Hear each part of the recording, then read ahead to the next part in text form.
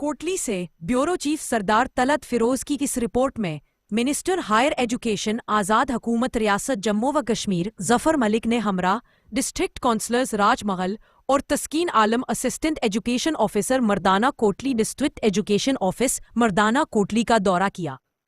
سید Jamshed Ahmed Bukhari district education officer مردانہ Kotli, Hamza Ali Syed deputy district education officer مردانہ کوٹلی نے ہمراہ اسسٹنٹ ایجوکیشن آفیسران استقبال کیا۔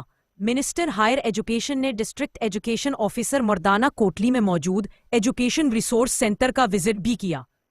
ایجوکیشن ریسورس سینٹر میں پلاننگ اینڈ ریویو میٹنگ میں سینئر جنرل لائن مدرسین کے بیچ 6 سے تفصیلاً گفتگو کی۔